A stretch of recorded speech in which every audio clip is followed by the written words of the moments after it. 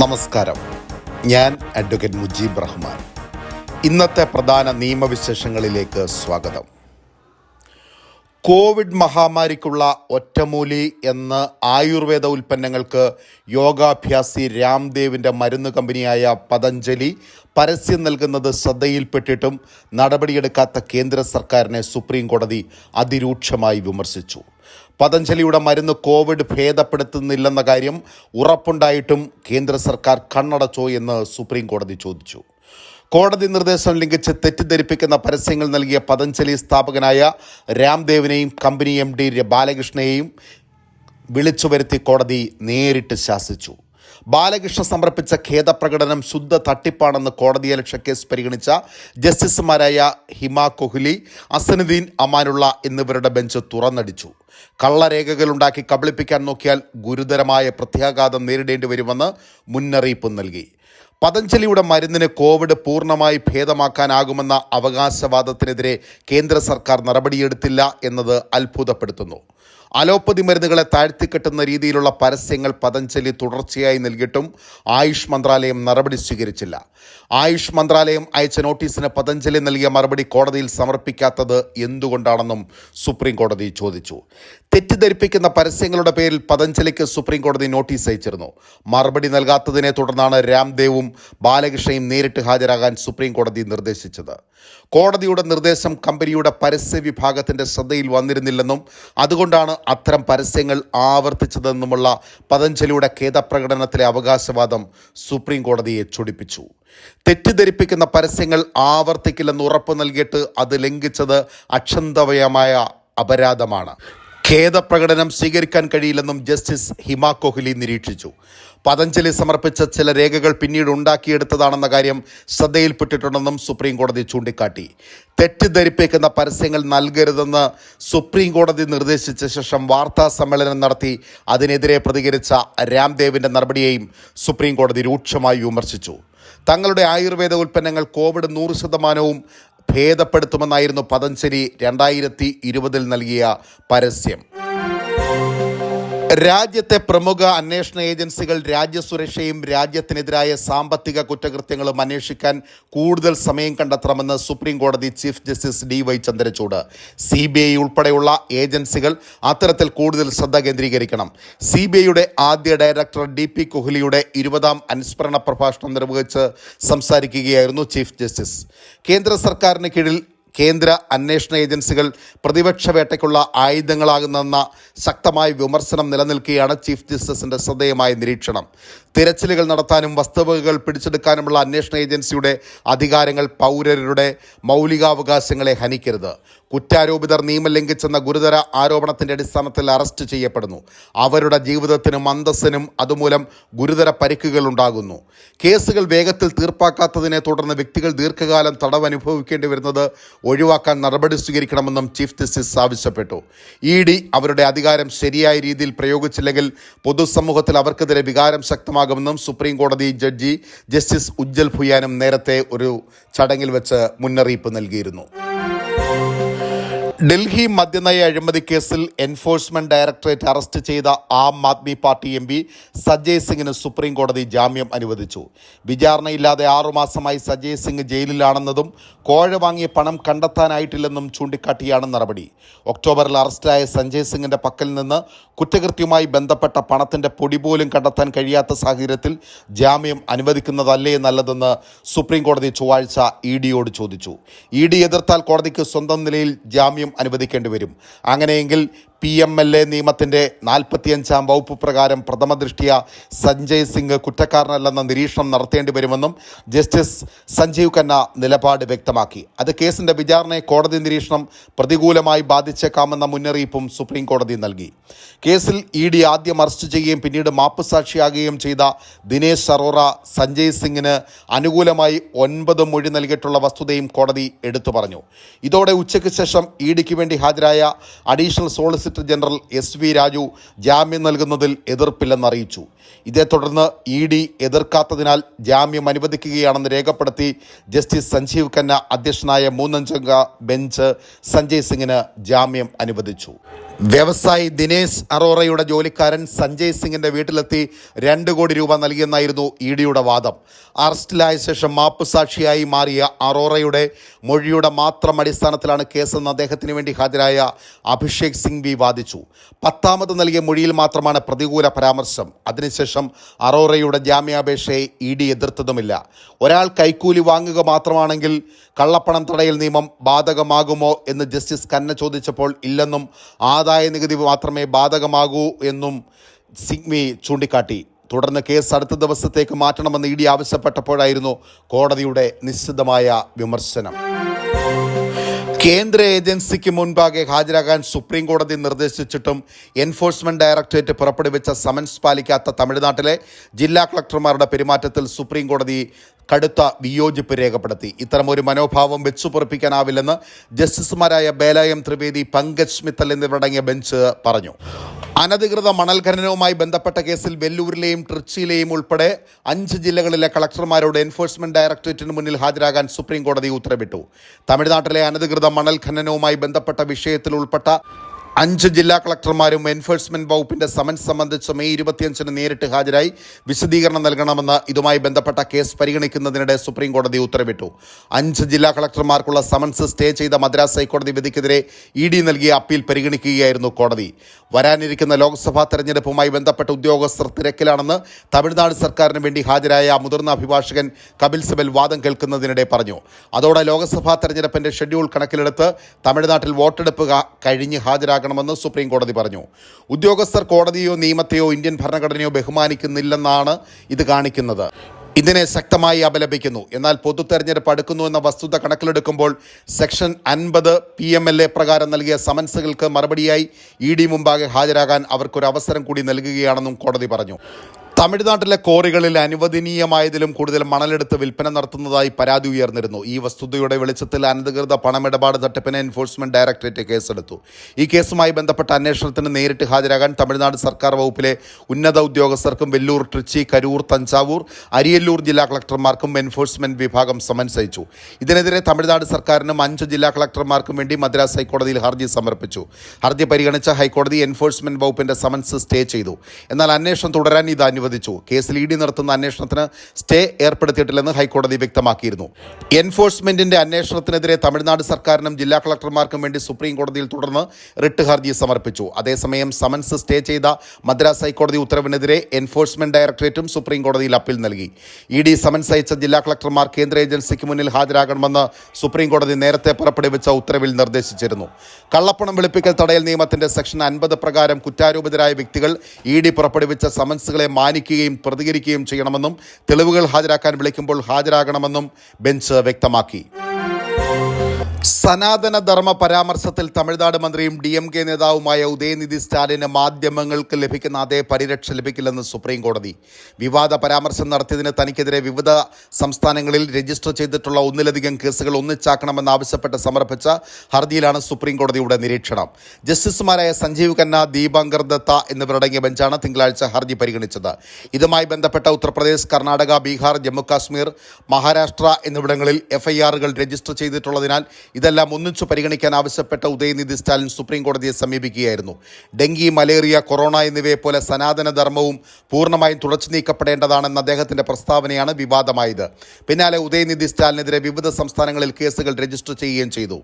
Republic TV അവതാരകൻ അർണബ് ഗോസ്വാമി, മുഹമ്മദ് സുബൈർ, അമീഷ് ദേവ്ഗൺ, നൂപൂർ ശർമ്മ തുടങ്ങിയ മാധ്യമ പ്രവർത്തകർ ഉൾപ്പെട്ട കേസുകളിൽ സുപ്രീം കോടതി പുറപ്പെടുവിച്ച വിധിന്യായങ്ങളെയാണ് കേസിൽ സ്റ്റാലിൻ ആശ്രയിച്ചത്.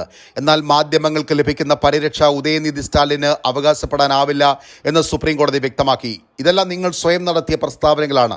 എന്നാൽ മാധ്യമ പ്രവർത്തകർ അവർ ജോലി ചെയ്യുന്ന സ്ഥാപനത്തിന്റെ ഉടമകളുടെ നിർദ്ദേശപ്രകാരം TRP റേറ്റ് കൂട്ടുന്നതിന് വേണ്ടിയാണ് ഇത്തരം പ്രസ്താവനകൾ നടത്തുന്നത്.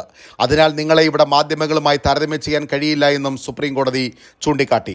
ഉദയനിധി സ്റ്റാലിന് വേണ്ടി ഹാജരായ മുതിർന്ന അഭിഭാഷകൻ അഭിഷേക് മനു സിംഗ്വി BJP വക്താവ് നൂപൂർ ശർമ്മയുടെ കേസ് ഊന്നി പറഞ്ഞു.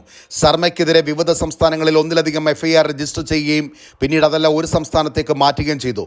നൂപൂർ ശർമ്മ ഒരു ശുദ്ധ രാഷ്ട്രീയക്കാരനാണെന്നും കേസിൽ അഭിഭാഷകൻ വാദിച്ചു. എന്നാൽ 406 വകുപ്പ് ഉപയോഗിക്കുന്നതിന് പകരം ഭരണഘടനയുടെ ആർട്ടിക്കിൾ 32 പ്രകാരം ഉദയനിധി സ്റ്റാലിൻ സുപ്രീം കോടതിയിൽ ഹർജി സമർപ്പിച്ചത് എന്തുകൊണ്ടാണെന്ന് സുപ്രീം കോടതി മറുപടിയായി ചോദിച്ചു. തുടർന്ന് 406 ചട്ടപ്രകാരം ഹർജി സമർപ്പിക്കാനും സുപ്രീം കോടതി നിർദ്ദേശിച്ചു. കേസ് മെയ് 6 വീണ്ടും പരിഗണിക്കും. ഡൽഹി മുഖ്യമന്ത്രി അരവിന്ദ് കെജ്രിവാളിന്റെ ഹർജിയെ ഡൽഹി ഹൈക്കോടതി ഇന്ന് പരിഗണിക്കും. മദ്യനയ അഴിമതി കേസിൽ കസ്റ്റഡിയിൽ അയച്ച പ്രത്യേക കോടതി നടപടിയെ ചോദ്യം ചെയ്താണ് കെജ്രിവാൾ ഹർജി സമർപ്പിച്ചിരിക്കുന്നത്. സഞ്ജയ് സിംഗിന് ജാമ്യം നൽകിക്കൊണ്ട് സുപ്രീം കോടതി കഴിഞ്ഞ ദിവസം നടത്തിയ നിരീക്ഷണം അരവിന്ദ് കെജ്രിവാളിന് ഏറെ പ്രതീക്ഷ നൽകുന്നു. അഴിമതിയിൽ സഞ്ജയ് സിംഗിനെ നേരിട്ട് ബന്ധപ്പെടുത്തുന്ന രേഖകൾ ഇഡിക്ക് ഹാജരാക്കാൻ കഴിഞ്ഞില്ല. പണം ഉൾപ്പെടെ ഒന്നും സഞ്ജയ് സിംഗിൽ നിന്ന് കണ്ടെടുക്കാൻ കഴിഞ്ഞില്ലെന്ന് കേസ് പരിഗണിച്ച ജസ്റ്റിസ് സഞ്ജീവ് ഖന്ന ചൂണ്ടിക്കാട്ടിയിരുന്നു. ഇതേ വാദം തന്നെയാണ് ഹൈക്കോടതിയിൽ കെജ്രിവാളും ഉന്നയിക്കാൻ ഇരിക്കുന്നത്. 250 പ്രാവശ്യത്തിലേറെ റെയ്ഡുകൾ നടത്തിയെങ്കിലും തന്നെ കേസുമായി ബന്ധിപ്പിക്കാൻ പറ്റിയ തെളിവുകൾ കണ്ടെത്താൻ ഇഡിക്ക് കഴിഞ്ഞിട്ടില്ലെന്ന് ഡൽഹി മുഖ്യമന്ത്രിയുടെ ഹർജിയിൽ ചൂണ്ടിക്കാട്ടുന്നു. മദ്യനയ അഴിമതിയിലൂടെ ലഭിച്ച പണം 2022 ഗോവ തെരഞ്ഞെടുപ്പിൽ ചെലവഴിച്ചെന്നും ഈ അഴിമതിയുടെ ഗുണഭോക്താക്കൾ ആം ആദ്മി പാർട്ടിയാണെന്നും ഇഡി സമർപ്പിച്ച സത്യവാങ്മൂലത്തിൽ ചൂണ്ടിക്കാട്ടിയിരുന്നു. സഞ്ജയ് സിംഗിന്റെ ജാമ്യത്തെ എതിർക്കാതിരുന്ന ഇഡി കെജ്രിവാളിന്റെ ജാമ്യാപേക്ഷയെ എതിർക്കുന്നുണ്ട്. സഞ്ജയ് സിംഗിന്റെ ജാമ്യ വ്യവസ്ഥകൾ വിചാരണ കോടതിയാണ് തീരുമാനിക്കുന്നത്. ബാങ്കിൽ കളക്ഷൻ വ്യവസ്ഥയിൽ നിക്ഷേപ കളക്ഷൻ ഏജന്റുമാരായി പ്രവർത്തിക്കുന്നവർക്ക് ഗ്രാറ്റുവിറ്റിക്ക് അർഹതയുണ്ടെന്ന് ഹൈക്കോടതി. സൗത്ത് മലബാർ ഗ്രാമീൺ ബാങ്കിലെ നിക്ഷേപ കളക്ഷൻ ഏജന്റിന് ഗ്രാറ്റുവിറ്റി നൽകണമെന്ന ഉത്തരവ് ഹൈക്കോടതിയുടെ ഡിവിഷൻ ബെഞ്ച് ശരിവച്ചു. ഗ്രാറ്റുവിറ്റി നൽകണമെന്ന ഉത്തരവ് റദ്ദാക്കിയ സിംഗിൾ ബെഞ്ച് ഉത്തരവിനെതിരായ കളക്ഷൻ ഏജന്റായിരുന്ന കുഞ്ഞിരാമൻ നായരുടെ ഭാര്യ കോഴിക്കോട് സ്വദേശിനി വി ടി രാധയും മക്കളും ചേർന്ന് നൽകിയ അപ്പീൽ അനുവദിച്ചുകൊണ്ടാണ് justice Amit Rawal, justice CS Sudha എന്നിവരടങ്ങിയ ഡിവിഷൻ ബെഞ്ചിന്റെ ഉത്തരവ്. കുഞ്ഞിരാമൻ നായർ 30 വർഷം കമ്മീഷൻ ഏജന്റായി പ്രവർത്തിച്ചിരുന്നു. സർവീസിൽ നിന്ന് പിരിയുമ്പോൾ മാസം 8,000 രൂപയാണ് കമ്മീഷനായി ലഭിച്ചിരുന്നത്. ഹർജിക്കാരൻ നൽകിയ അപേക്ഷയിൽ 1,38,000 രൂപ ഗ്രാറ്റുവിറ്റിയായി നൽകാൻ കൺട്രോളിംഗ് അതോറിറ്റി ഉത്തരവായി. ഇതിനെതിരെ ബാങ്ക് അപ്പീൽ നൽകിയെങ്കിലും ഗ്രാറ്റുവിറ്റി നൽകാനുള്ള ഉത്തരവ് അപ്പീൽ അധികാരി ശരിവച്ചു. ഇതിനെതിരെ ബാങ്ക് നൽകിയ ഹർജിയിലായിരുന്നു ഗ്രാറ്റുവിറ്റി നൽകണമെന്ന ഉത്തരവ് സിംഗിൾ ബെഞ്ച് റദ്ദാക്കിയത്. ഇതിനെതിരെയായിരുന്നു അപ്പീൽ. കമ്മീഷനായി കിട്ടുന്ന തുകയെ പ്രതിഫലമായി കണക്കാക്കാനാകും എന്ന PFുമായി ബന്ധപ്പെട്ട കേസിൽ മുൻപ് അംഗീകരിച്ചിട്ടുള്ളത് ഹർജിക്കാരി ചൂണ്ടിക്കാട്ടി.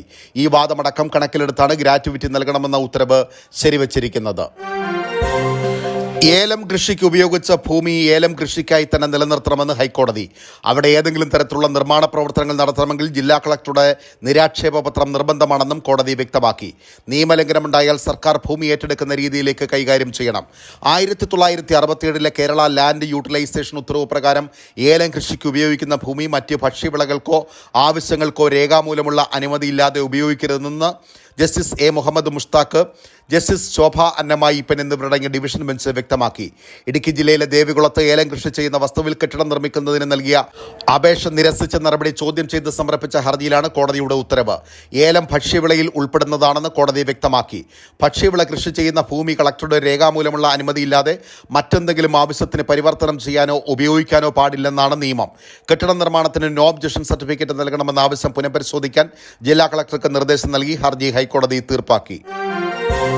ജനവാസ മേഖലയിൽ ഇറങ്ങുന്ന വന്യമൃഗങ്ങളെ വെടിവെക്കാൻ അനുമതി നൽകണമെന്നാവശ്യപ്പെടുന്ന ഹർജിയിൽ ഹൈക്കോടതി സർക്കാർ ഉൾപ്പെടെയുള്ള എതിർകക്ഷികളുടെ വിശദീകരണം തേടി. വെടിവെക്കാൻ അനുമതി നൽകാനുള്ള അധികാരം ജില്ലാ കളക്ടർമാർക്കും ജില്ലാ വനം ഓഫീസർമാർക്കും നൽകണമെന്നാവശ്യപ്പെട്ട് എറണാകുളം സ്വദേശിയായ അഡ്വക്കേറ്റ് TV ജോർജാണ് ഹർജി നൽകിയത്. വന്യമൃഗങ്ങളെ വെടിവെക്കാനുള്ള അനുവാദം നൽകാൻ ചീഫ് വൈൽഡ് ലൈഫ് വാർഡന് മാത്രമാണ് നിലവിൽ അധികാരമുള്ളത്. വനസംരക്ഷണ നിയമമടക്കം നിലവിൽ വന്നതോടെ വന്യജീവികളുടെ എണ്ണം ഗണ്യമായി വർദ്ധിച്ചിരിക്കുകയാണ്. അതിനാലാണ് ആനയടക്കമുള്ള ജീവികൾ ജനവാസ മേഖലയിലേക്ക് ഇറങ്ങുന്നത്. കാസർഗോട്ട് തൻ്റെ ഉടമസ്ഥതയിലുള്ള 7 ഏക്കറോളം വരുന്ന റബ്ബർ തോട്ടത്തിൽ കാട്ടുപന്നിയടക്കം വന്യജീവി ശല്യം കാരണം തൊഴിലാളികൾക്ക് ജോലി ചെയ്യാനാവുന്നില്ലെന്നും ഹർജിക്കാരൻ പറഞ്ഞു. കൃഷി നശിപ്പിക്കുന്നതും പതിവാണ്. അതിനായി ജനവാസ മേഖലയിൽ ഇറങ്ങുന്ന വന്യജീവികളെ വർഷത്തിൽ 2 മാസം വേട്ടയാടാൻ അനുവദിക്കണം. ഈ രീതി വിദേശ രാജ്യങ്ങളിൽ നിലവിലുണ്ടെന്നും ഹർജിയിൽ പറഞ്ഞു. P. ജയരാജൻ വധശ്രമ കേസിന്റെ അപ്പീലിൽ വിധി പറഞ്ഞ ഹൈക്കോടതി ജഡ്ജിക്കെതിരെ ഫേസ്ബുക്കിൽ അപകീർത്തികരമായ പോസ്റ്റ് ഇട്ടതിന് ജയരാജനെതിരെ കോടതിയലക്ഷ്യ നടപടി ആരംഭിക്കാൻ ഹൈക്കോടതി രജിസ്ട്രാർക്ക് നിർദ്ദേശം നൽകണമെന്ന ആവശ്യം ഉന്നയിച്ച അപ്പീൽ ഹൈക്കോടതി തള്ളി. രജിസ്ട്രാറാണ് നടപടിയെടുക്കേണ്ടതെന്നും ഇതിന് പ്രത്യേകം ഉത്തരവിന്റെ ആവശ്യമില്ലെന്നും വ്യക്തമാക്കി ഹൈക്കോടതി സിംഗിൾ ബെഞ്ച് ഹർജി തീർപ്പാക്കിയിരുന്നു. തുടർന്നാണ് അപ്പീൽ നൽകിയത്. കൊച്ചി മരട് സ്വദേശി N. പ്രകാശൻ നൽകിയ അപ്പീലാണ് chief justice Ashish J. Desai, justice VG Arun എന്നിവരുൾപ്പെട്ട ഡിവിഷൻ ബെഞ്ച് തള്ളിയത്. രജിസ്ട്രാർ ജനറൽ ഇത് സംബന്ധിച്ച് നിയമപരമായി പ്രവർത്തിക്കുമെന്നും ഇക്കാര്യത്തിൽ പ്രത്യേക ഉത്തരവ് ആവശ്യമില്ലെന്നും ഡിവിഷൻ ബെഞ്ച് വ്യക്തമാക്കി. വധശ്രമ കേസിൽ വിചാരണ കോടതി ശിക്ഷിച്ചവരിൽ ഒരാളൊഴികെ പ്രതികളെയെല്ലാം വിട്ടയച്ച വിധിയുടെ പശ്ചാത്തലത്തിലായിരുന്നു P. ജയരാജന്റെ ഫേസ്ബുക്ക് പോസ്റ്റ്. കള്ളപ്പണം വെളുപ്പിക്കൽ കേസിൽ അന്വേഷണം അട്ടിമറിക്കാൻ ശ്രമിച്ച എൻഫോഴ്സ്മെന്റ് ഡയറക്ടറേറ്റിന് ഡൽഹി കോടതിയുടെ രൂക്ഷ വിമർശനം. അന്വേഷണം വഴിതെറ്റിക്കാനും വേണ്ടപ്പെട്ടവരെ രക്ഷിക്കാനും ഇ ഡി ഉദ്യോഗസ്ഥൻ ബോധപൂർവ്വം ശ്രമിച്ചതായി റൌസ് അവന്യൂ PMLA കോടതി പ്രത്യേക ജഡ്ജി മുഹമ്മദ് ഫറൂഖ് നിരീക്ഷിച്ചു. അന്വേഷണം സ്വതന്ത്രവും നീതിയുക്തവുമാക്കുന്നതിന് എന്തെല്ലാം നടപടി സ്വീകരിക്കാനാകുമെന്ന് ED ആത്മപരിശോധന നടത്തണം. അന്വേഷണം അട്ടിമറിച്ച ED അസിസ്റ്റന്റ് ഡയറക്ടർ പങ്കജ് കുമാറിന് കാരണം കാണിക്കൽ നോട്ടീസ് അയക്കാനും കോടതി നിർദ്ദേശിച്ചു. PMLA നിയമത്തിലെ 3, 4 വകുപ്പുകൾ പ്രകാരം രജിസ്റ്റർ ചെയ്ത കേസിലെ പ്രതികളെ രക്ഷിക്കാൻ അന്വേഷണ ഉദ്യോഗസ്ഥൻ ആസൂത്രിത നീക്കം നടത്തിയെന്ന് പ്രഥമദൃഷ്ട്യാ ബോധ്യപ്പെട്ടതിനെ തുടർന്നാണ് നടപടി. 5 പ്രതികൾ ചേർന്ന് 2009 ഗൂഢാലോചന നടത്തി 8 ബാങ്ക് ചെക്കുകൾ കൃത്രിമമായി ഉണ്ടാക്കി ലക്നോ പഞ്ചാബ് നാഷണൽ ബാങ്ക് ശാഖയിൽ നിന്ന് 1,46,71,000 രൂപ തട്ടിയെടുത്തെന്നാണ് കേസ്. 2 പ്രതികളെ പ്രോസിക്യൂട്ട് ചെയ്യാനുള്ള തെളിവുകളുണ്ടായിട്ടും അന്വേഷണ ഉദ്യോഗസ്ഥൻ അതിന് തയ്യാറായിട്ടില്ലെന്ന് കോടതിയെ ചൂണ്ടിക്കാട്ടി. കിട്ടിയ തെളിവുകൾ മറച്ചുവെക്കാനും മനഃപൂർവ്വം അന്വേഷണം വഴിതിരിച്ചുവിടാനും നീക്കങ്ങൾ നടത്തി. തെറ്റായ രീതിയിൽ അന്വേഷണം നടത്തിയെന്ന് മാത്രമല്ല, ചില വ്യക്തികളെ രക്ഷിച്ചെടുക്കാൻ വേണ്ടിയുള്ള നീക്കം ഉദ്യോഗസ്ഥർ നടത്തിയെന്നും കോടതി നിരീക്ഷിച്ചു. EDയുടെ അന്വേഷണ രീതിയെക്കുറിച്ച് വലിയ രീതിയിലുള്ള ആക്ഷേപങ്ങൾ ശക്തമായ പശ്ചാത്തലത്തിൽ PMLA കോടതിയുടെ ഭാഗത്തുനിന്ന് രൂക്ഷ വിമർശനമുണ്ടായത് അന്വേഷണ ഏജൻസിക്ക് കനത്ത തിരിച്ചടിയായി. തൃപ്പൂണിത്തുറ പുതിയകാവ് ചൂരക്കാട് അനധികൃത പടക്ക സംഭരണ കേന്ദ്രത്തിലുണ്ടായ സ്ഫോടനത്തിൽ പ്രതികളായ 6 പേരുടെ ജാമ്യഹർജി ഹൈക്കോടതി തള്ളി. ദേവസ്വം കരയോഗം ഭാരവാഹികളായ ഉദയംപേരൂർ പുത്തൻപുരയിൽ അനിൽകുമാർ, തെക്കുംഭാഗം ചാലിയത്ത് സന്തോഷ്, കൃഷ്ണൻ നായർ, കാരോത്ത് സതീശൻ, വെട്ടുപേരിൽ ശശികുമാർ, PK നിവാസിൽ രഞ്ജിത്ത് എന്നിവരുടെ ജാമ്യഹർജിയാണ് ജസ്റ്റിസ് CS ഡയസ് തള്ളിയത്. സംഭവത്തിനു പിന്നിൽ അധികൃതരുടെയും സംഘാടകരുടെയും അശ്രദ്ധയുണ്ടെന്ന് ഹൈക്കോടതി വിലയിരുത്തി. പുതിയകാവ് ക്ഷേത്രത്തിലെ ഉത്സവത്തോടനുബന്ധിച്ച് വടക്കും ഭാഗത്തിൻ്റെ പറമ്പിൽ സൂക്ഷിച്ചിരുന്ന കരിമരുന്ന് ശേഖരം ഫെബ്രുവരി 12 പൊട്ടിത്തെറിച്ച് 2 പേർ മരിക്കുകയും നിരവധി പേർക്ക് പരിക്കേൽക്കുകയും ചെയ്തിരുന്നു. എറണാകുളം സെഷൻസ് കോടതി ജാമ്യഹർജി തള്ളിയതോടെയാണ് പ്രതികൾ ഹൈക്കോടതിയെ സമീപിച്ചത്. ഹർജിക്കാർക്കെതിരെ ഗുരുതര ആരോപണങ്ങൾ ആണ് ഉള്ളതെന്നും ജാമ്യത്തിൽ വിട്ടാൽ സമൂഹത്തിന് തെറ്റായ സന്ദേശം നൽകുമെന്നും കോടതി നിരീക്ഷിച്ചു. അന്വേഷണം പ്രാരംഭ ദിശയിലായതിനാൽ തെളിവ് നശിപ്പിക്കാൻ സാധ്യതയുണ്ട്. ചുമത്തിയിരിക്കുന്ന വകുപ്പുകൾ പ്രകാരം ഇവർക്ക് ലഭിച്ചേക്കാവുന്ന ശിക്ഷയുടെ ഗൗരവവും കൂടി കണക്കിലെടുത്താണ് ഹർജി തള്ളിയത്. നാശനഷ്ടമുണ്ടായവരുടെ പരാതികൾ കേൾക്കാൻ അദാലത്ത് നടത്തുന്ന കാര്യം കേരള ലീഗൽ സർവീസസ് അതോറിറ്റി പരിഗണിക്കണമെന്നും ഹൈക്കോടതി ഉത്തരവിൽ നിർദ്ദേശിച്ചു. വിദേശത്ത് മസാല ബോണ്ട് ഇറക്കിയതുമായി ബന്ധപ്പെട്ട നടപടികളിൽ മുൻ ധനകാര്യമന്ത്രി ഡോക്ടർ തോമസ് ഐസക് പ്രധാന പങ്ക് വഹിച്ചെന്ന EDയുടെ ആരോപണം അടിസ്ഥാനരഹിതമാണെന്ന് കിഫ്ബിയുടെ സത്യവാങ്മൂലം. വിദേശത്ത് മസാല ബോണ്ട് ഇറക്കിയതിൽ ഫെമ നിയമലംഘനമുണ്ടോ എന്ന അന്വേഷണത്തിന്റെ ഭാഗമായി മുൻ മന്ത്രി തോമസ് ഐസക്കിനും കിഫ്ബിക്കും എൻഫോഴ്സ്മെന്റ് ഡയറക്ടറേറ്റ് തുടർച്ചയായി സമൻസ് അയക്കുന്നത് ചോദ്യം ചെയ്ത് ഹൈക്കോടതിയിൽ നൽകിയ ഹർജികളിലാണ് കിഫ്ബിയുടെ CEO ഡോക്ടർ KM എബ്രഹാം വിശദീകരണം നൽകിയത്. ധനമന്ത്രി എന്ന നിലയിലാണ് തോമസ് ഐസക് കിഫ്ബിയുടെ എക്സിക്യൂട്ടീവ് കമ്മിറ്റി ചെയർമാനും ഗവേണിംഗ് ബോഡി വൈസ് ചെയർമാനുമായത്. 100 കോടിയിൽ താഴെയുള്ള പദ്ധതികൾക്ക് എക്സിക്യൂട്ടീവ് കമ്മിറ്റിയും 100 കോടിക്ക് മുകളിലുള്ള പദ്ധതികൾക്ക് ഗവേണിംഗ് ബോഡിയുമാണ് അനുമതി നൽകുന്നത്. ഒരു തവണ അനുമതി ലഭിച്ചാൽ പദ്ധതിയുടെ നടത്തിപ്പ് ഘട്ടത്തിലെ പ്രവർത്തനങ്ങൾക്ക് ഈ കമ്മിറ്റികളുടെ തുടർ നടപടി ആവശ്യമില്ല. അംഗീകരിക്കപ്പെട്ട പ്രവൃത്തികൾ പിന്നീട് ഫണ്ട് മാനേജർ കൂടിയായ CEO മുഖേന കിഫ്ബിയാണ് നടപ്പാക്കുക. ഈ പദ്ധതികളുടെയും ഫണ്ട് വിനിയോഗവുമായി ബന്ധപ്പെട്ട എല്ലാ കാര്യങ്ങളുടെയും ഉത്തരവാദിത്വം തോമസ് ഐസക്കിനാണെന്ന EDയുടെ വാദം ശരിയല്ലെന്ന് കിഫ്ബി നൽകിയ സത്യവാങ്മൂലത്തിൽ പറഞ്ഞു. ഇതോടുകൂടി ഇന്നത്തെ പ്രധാന നിയമവിശേഷങ്ങൾ അവസാനിക്കുന്നു. നമസ്കാരം.